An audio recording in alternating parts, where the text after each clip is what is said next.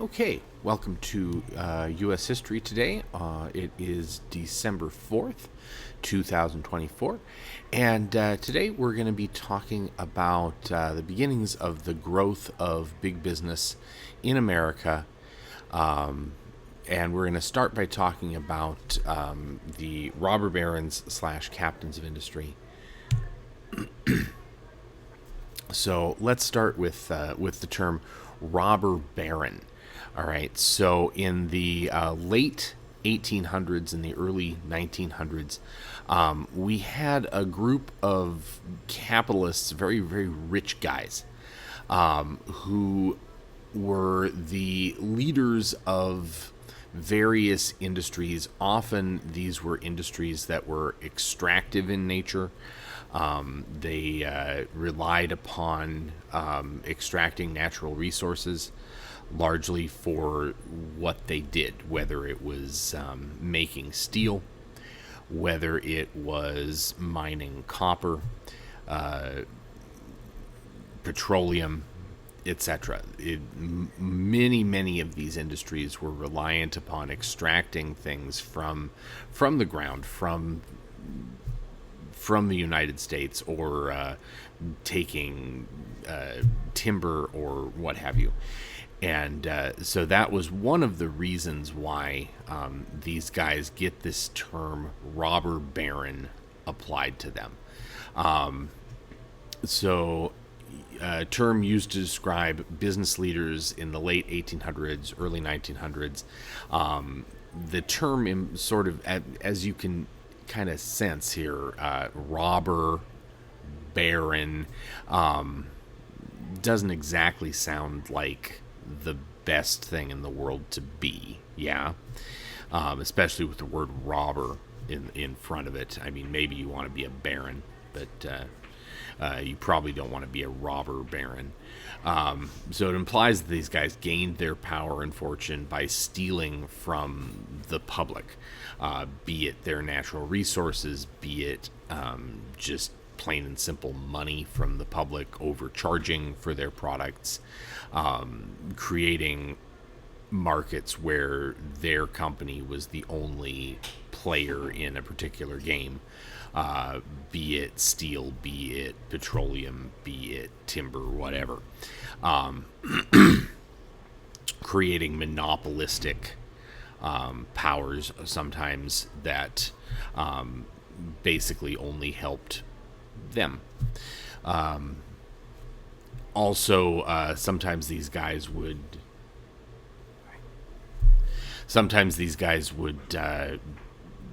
do things like pay off public officials. We're going to see a little bit of that. We're going to talk about the Copper Kings of Butte here in a minute. But yeah, so this term not necessarily flattering, unless you're kind of sick.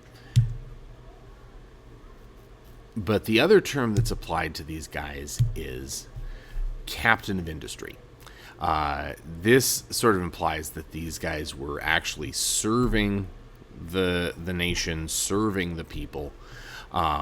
They built factories, they pioneered mines, they increased the supply of goods, expanded markets, created jobs was kind of a big thing.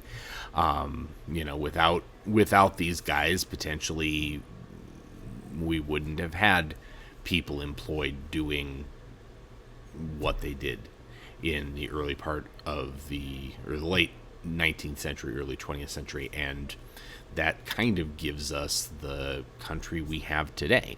So, were these guys pure evil? Were they good? Maybe somewhere in between. As we'll see here, and we'll talk about some of the guys nationally probably tomorrow. But for today, we're going to talk about some Montana examples. Before we get to that, though, I wanted to explain a couple of market terms here for you. And some of you might know this one, monopoly. How many of you have ever heard that term? I would guess that a number of you have, because of this, right? So Monopoly, in addition to being a board game, right? But if you play Monopoly, you know that the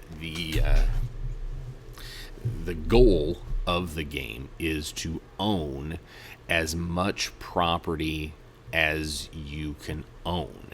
And your goal is to get all of the properties in one particular color, right? Or more than one particular color.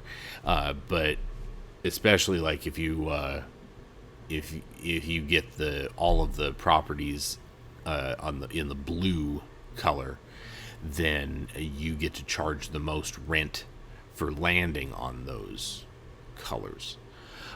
So the game actually is about what the name implies. It's about getting monopolies, be that owning all the railroads, be that owning all of the properties in the brown color or whatever. It's about trying to, because once you have those monopolies, you can then charge more for rent, which is exactly what happens if you have a monopoly in any given industry. If it's something that people really need, then you can charge whatever you want to, which is why, theoretically, we now have protections against monopolistic companies. I mean, heck, currently both Apple and Google are being prosecuted by the federal government for monopolistic practices. So we'll see if those cases end up going somewhere. But I know in the case of Google, they want to split Chrome off. The government wants to basically make Google divest Chrome from the rest of its holdings and sell it to another company, or make a standalone company that makes Chrome, as opposed to having it developed by Google itself. They're saying that is a monopolistic practice. So it'll be interesting to see in our current political climate how those prosecutions go, if those prosecutions go, once a new administration takes over. But yeah, so Monopoly is an industry controlled by a single powerful firm. That firm either buys out its competition, or it will drive them out of business. Oh, I hit the button to advance. It leaves that firm free then to raise prices. If they control everything, they have no competition. There we go. And again, these are the two most valuable properties in the game, Boardwalk and Park Place. And you can charge a heck of a lot of rent if you have both of those properties and then start building hotels and houses and I guess it's houses and hotels. But yeah, you get to charge a lot of money. More common than monopoly these days, certainly in the United States, is the concept of oligopoly. This isn't in your book, but I feel like it's a pretty necessary thing to understand, because it is what we really have today in America. And that is market structure where an industry is dominated by a small number, by a few powerful firms, 1, 2, 3, 4, maybe 5 powerful firms, although 5 were getting into just market competition. But so a small number of sellers. This sort of implies that companies are making more or less identical goods, which not really, but it is what it is. So in an oligopoly, these dominant sellers can certainly be aware of each other's activities because there really aren't that many people selling goods in that industry. And sometimes they can even kind of get together and kind of make decisions together. Although mostly with an oligopoly, it's just they're kind of reacting to each other, and but there's not really an effort to undercut anybody significantly. Basically, that's they have colluded to the point that they're going to make a maximum amount of profit possible by not undercutting each other.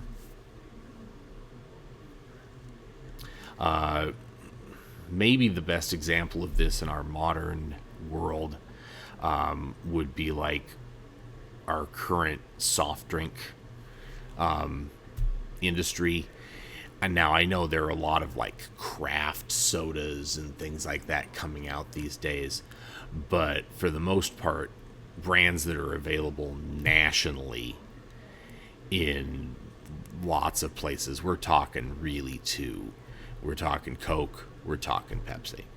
And it's amazing the number of other drinks that fall under the heading of either Coke or Pepsi, including juices and bottled water. And yeah, you've got Coke products, you got Pepsi products, and then you might have a few niche things like for those of us that don't consume sugar, there's a soda out there called Zevia, which is made with stevia. It's actually kind of nasty, but there are things like that out there. But for the most part, we're talking Coke, we're talking Pepsi. And there are other examples, like batteries. I think a pretty good example of an oligopoly anymore. I mean, you've got Energizer, you've got Duracell, you've got Eveready. You don't have that many battery brands out there. And then sort of an offshoot of an oligopoly is what's called a cartel. So in a cartel, again, this is sort of an offshoot of an oligopoly, a special case of an oligopoly, where firms in an industry actually actively collude with each other. They will actually sit down and basically keep prices high by agreeing to cooperate with each other. This can include things like probably the best example is the Organization of Petroleum Exporting Countries, or OPEC. This is not subject to any kind of government control because it involves the countries themselves. If you produce petroleum in a major way, you are likely a member of OPEC. This includes like the Middle Eastern countries, but also I believe Russia is still a part of OPEC. I don't remember if Canada is, but these countries actually get together. They're basically their finance ministers sit down and they determine what they are looking for the price of oil to be. Now, this is also reliant upon a market force, so they don't get to perfectly set the price, but if they decide that the price of oil is too low, that the price of gas, let's say the price of gas is too low, they are going to decrease what they're producing. Okay, so they're going to produce less oil. And in that case, the less oil there is, the more valuable what oil is in the market is. And so with value comes higher price. And that's how OPEC influences the price of oil. Again, it's not a perfect influence because there are market forces involved, but pretty much if OPEC cuts supply, the price of oil is going to go up. If OPEC increases supply, then the oil in the system is worth less because there's more oil in the system, and that price is going to go down. That's how it really functions. And the other thing you hear about when you think about cartels is, of course, drugs. Drug cartels will basically control supply, and hence they can control the people that are ultimately selling the drug. If they put more into the system, the price of that particular drug, be it marijuana, be it cocaine, etc., is going to go down. Put more into the system, going to go down if they reduce what they're producing, what they're sending to sellers, then that price is going to go up. So same general idea. And they also do this by controlling which group gets to sell what where. So that's one of the ways that they keep those prices inflated, is you don't have a lot of sellers trying to undercut each other in the drug space. Okay, but let's talk about, now that we've kind of defined some of these terms, let's talk about some of these robber barons / captains of industry. And we're going to actually start today with some examples from here in Montana. And those are the Copper Kings, who were mainly around Butte, although I'll say Butte and Anaconda. If you ever get to that area of the state, it's a lot of history down there. But the first one is this guy here. His name was William Andrews Clark. And he becomes the powerful force that he is. He starts with small smelters for copper, electric power companies, newspapers, railroads, other businesses. And he very rapidly becomes one of the Copper Kings of Butte. The other two are Marcus Daly and Fritz Augustus Hines. Hines comes a bit later. But Clark was such a force and was so rich that he's going to construct probably the most expensive house in Butte, Montana at the time, over a 4-year period between 1884 and 1888. Clark is going to construct a 34-room Tiffany decorated. Tiffany was a decorating firm out of New York City. And they were known not only for decorations, but these sort of high-end fixtures. You may have heard of like Tiffany lamps or something like that. So Tiffany came in to basically decorate and outfit this house, whereas the miners of Butte oftentimes lived in absolute squalor during this period. I mean, we're talking shacks with no electricity, barely enough food to eat. Here you have Clark, who is constructing this giant mansion that still exists today. It's known as the Copper King Mansion today. You can actually go visit it. But it had the most modern inventions, modern conveniences available outside of New York City, basically. You can actually go and stay there. It's a bed and breakfast now. But Clark, in addition to being a businessman, wanted to be a statesman, wanted to be a politician. He ran several times for various things.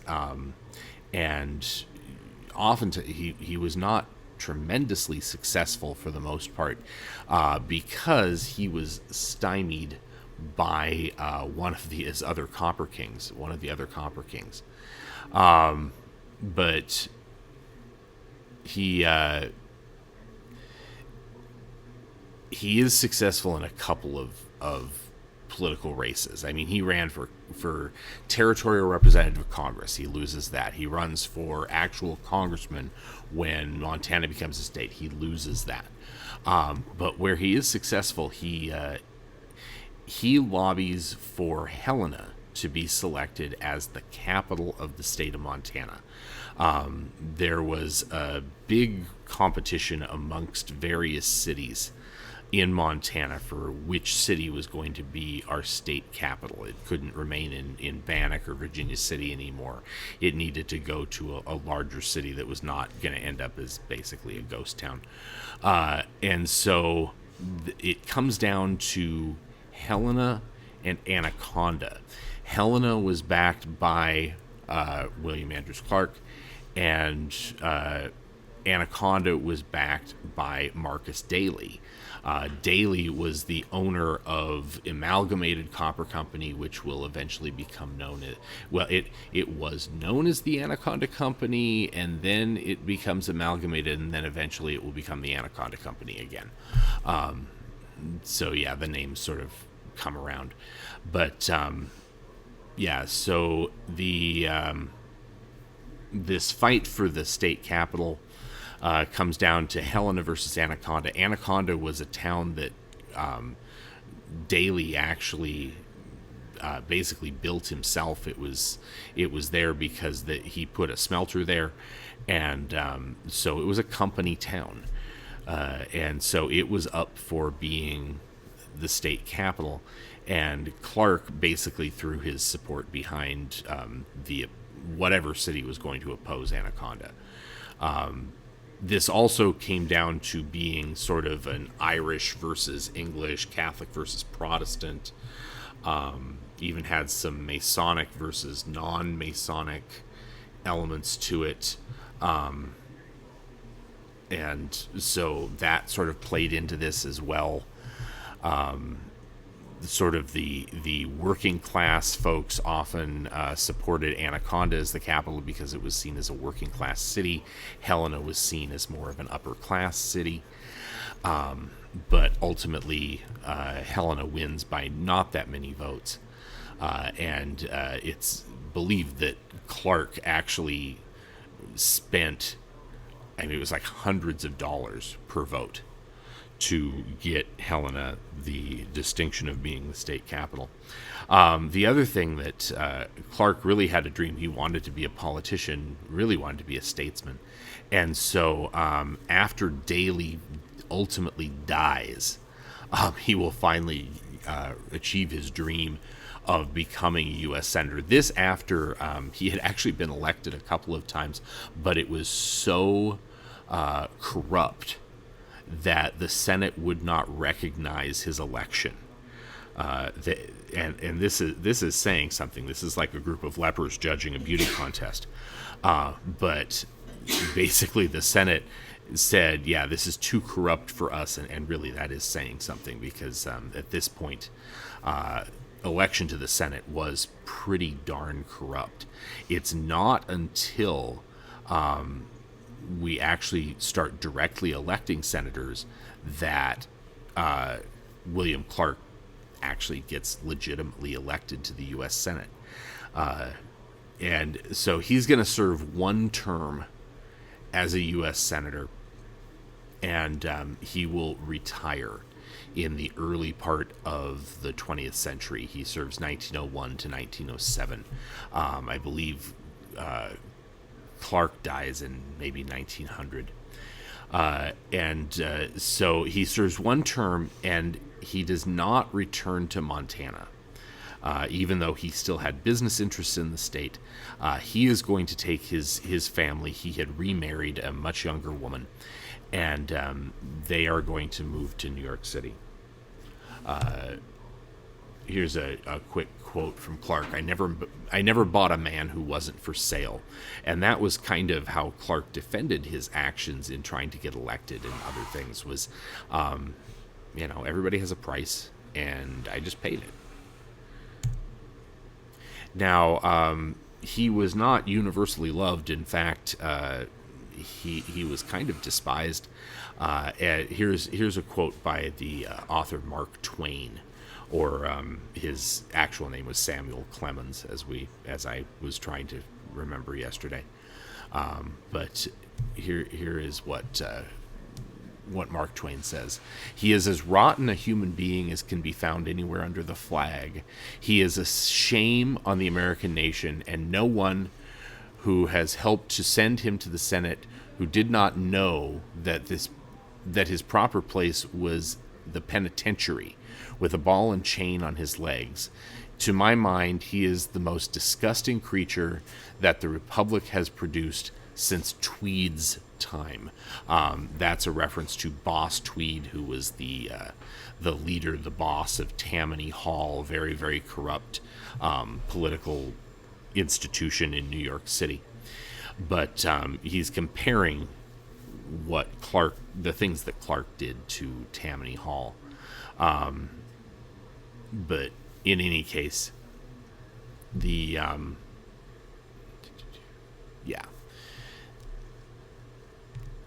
So yeah, if Mark Twain says you're a jerk, you're probably a jerk.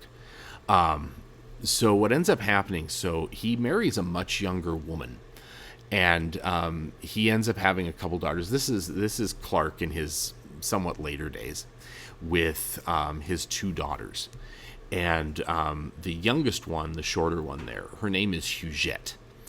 And Huguette actually goes on to lead a very long life. She was born in 1906, so just before he left the Senate. And she does not die until 2011. And throughout her life, she lives in New York City. She owns a floor. Actually, the family owns 2 floors of an apartment building. There where she lives amongst antiques and priceless works of art. And she becomes a reclusive figure. She never holds a job. I mean, she doesn't have to. She's rich.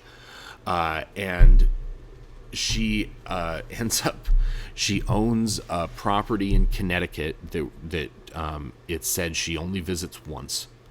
She owns a property in Malibu, California that she had never visited to the point where she died.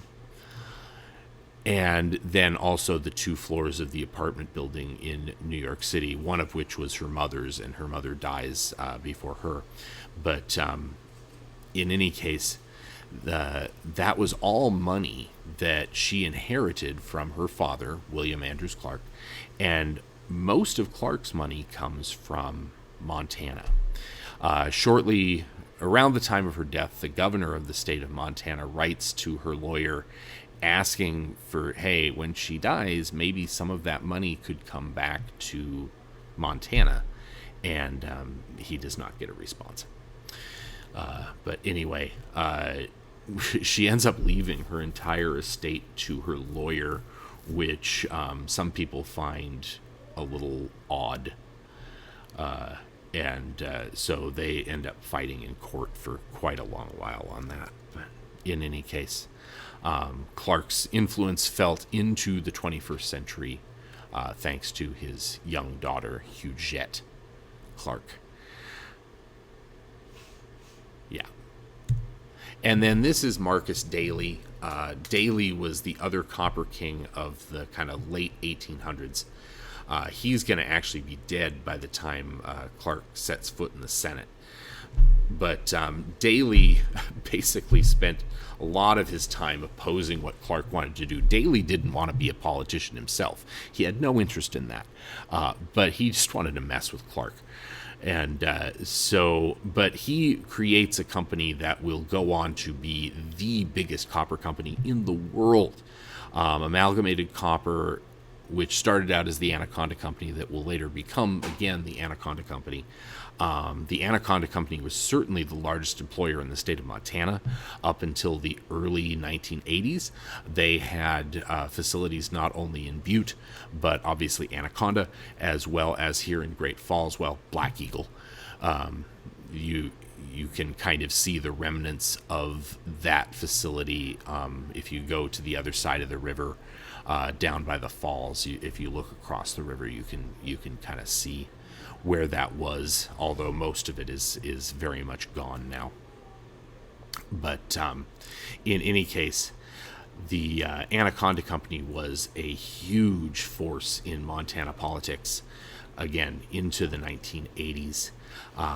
And they were absolutely instrumental in the early constitutions of the state of Montana that enabled business to basically run amok in this state without any sort of oversight. But one of the things that Daly will bring to Montana is open pit mining. The most famous example of this is in Butte. It is the Berkeley Pit. And the issue with the Berkeley Pit, of course, is that there was no drainage underneath it in the early days, and so it just started filling with water. Copper is a very water-soluble metal, and so this basically lake of water is and continues to be very toxic. Now, they have come up with means of starting to filter that water, but the copper's still down there, so it's not like it's ever going to stop being toxic on its own. It's just going to have to be filtered basically forever, unless they want to try and fill it in somehow, but that would that much water would spill out into Butte and probably poison everybody. Not much can survive. I mean, there have been reports of flocks of geese that land there and end up dying from swimming on the lake or trying to ingest water from the lake. The only animal that's ever been able to live at the Berkeley Pit is this poor dog. We don't know where the dog came from. The dog died a few years ago, but that dog lived around the Berkeley Pit for a good chunk of its life. And yeah, was poor dog. But anyway, that is all sort of the legacy of Marcus Daly in this state, as well as the town of Anaconda. Although if you ask old-timers in Anaconda and you mention Marcus Daly, most of them will spit on the ground. He was again not a very popular figure amongst the workers, although he was more popular than Clark. Clark was seen as this sort of interloper rich guy, whereas Daly had actually come up from the mines himself, and so he had a little bit of street cred, for lack of a better term. But yeah, so but ultimately not a very popular figure. I have an uncle who worked at the smelter in Anaconda, who always said that he wanted to go to both Clark and Daly are buried in New York City, by the way, within a couple miles of each other. And he always said he wanted to go to New York City to pee on Daly's grave. So, yeah, not a very popular man.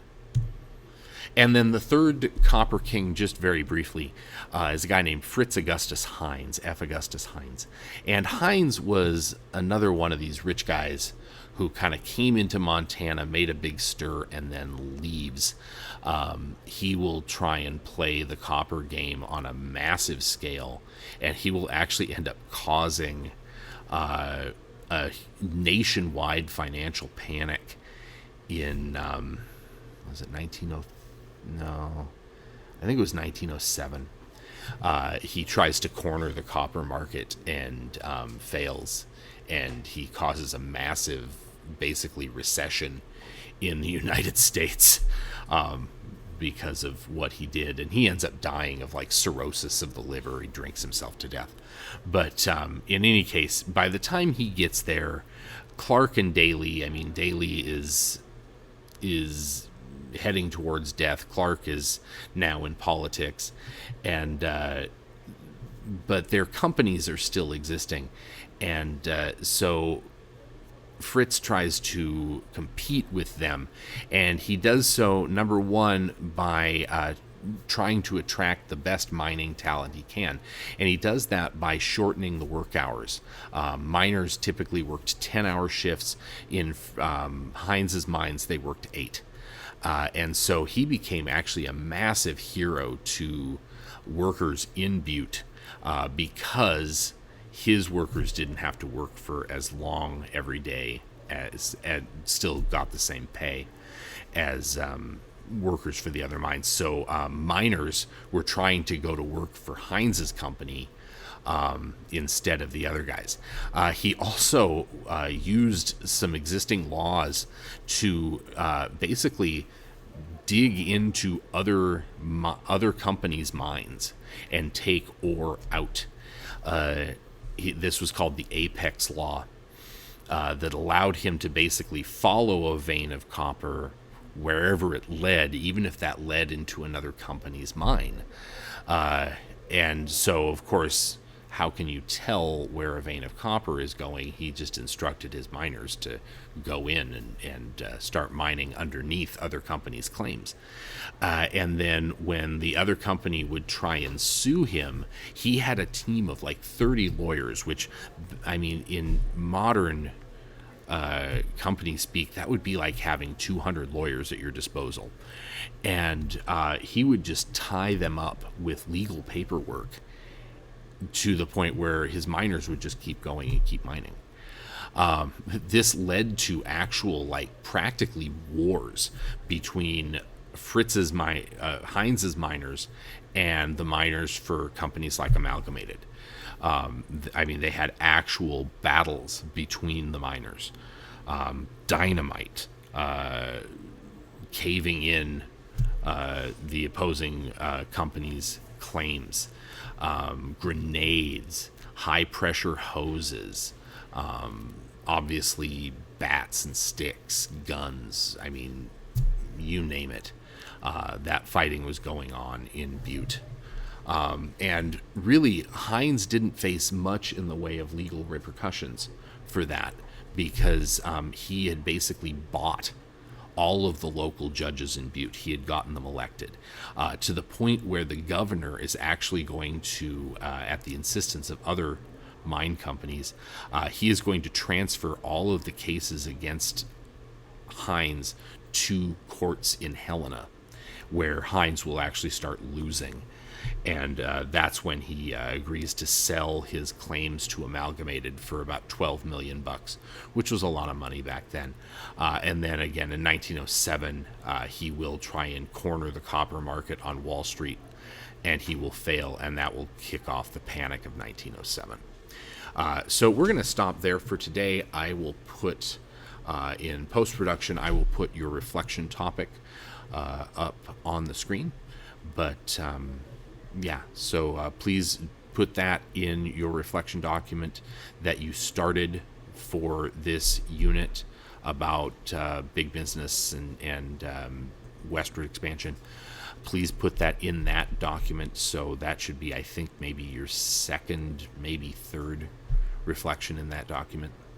But definitely do that, and there will probably be another video to follow this one. So enjoy that, and I will see you tomorrow. Thank you. Have a good day.